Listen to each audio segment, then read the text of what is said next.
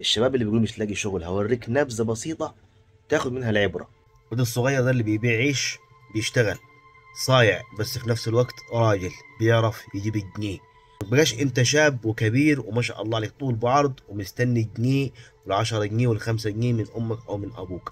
اطلع اشتغل جنب دراستك اي حاجة.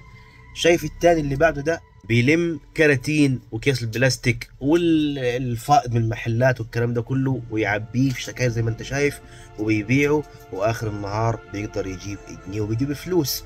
المثال الحي اهو، محمد ابن عمي اهو، تانية ثانوي اهو، لسه عيل صغير اهو، شغال وما يتعلم، بيتعلم صنعة هتنفعه وبيعرف يمسك قرش وبقى معاه فلوس والدنيا زي الفل.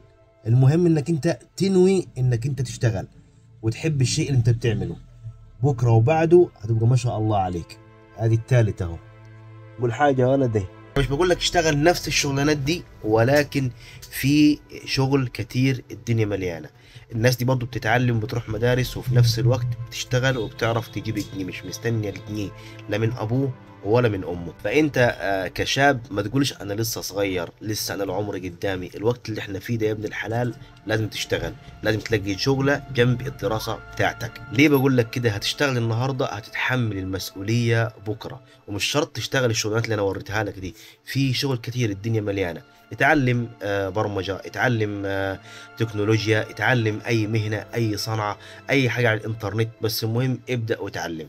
كل حاجة تكون صعبة عليك في البداية، لكن أول ما تمسك الفلوس وتذوق الحلاوة اللي انت جبتها بإيدك وبعرقك وشقاك، هتحس بقيمة نفسك وهتبدأ يبقى لك شغلك الخاص وكيانك. تكبر مع الدراسة بتاعتك يبقى انت اتعلمت، عملت فلوس، بدأت تعرف الاستثمار، بدأت تعرف ازاي تجيب الفلوس. حتى بعد ما تخلص تعليمك تبقاش منتظر الوظيفة او شغل معين، تعرف تجيب الجنيه. انا نصيحة من اخوك الكبير بقولها لك، يعني دي تجارب حياتية انا عشتها.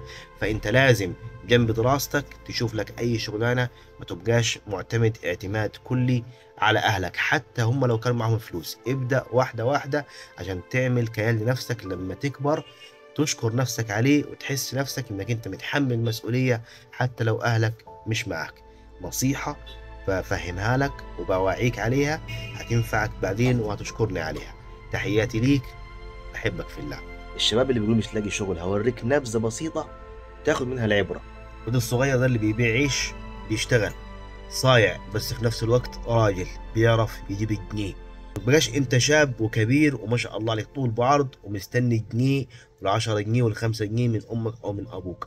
اطلع اشتغل جنب دراستك اي حاجة.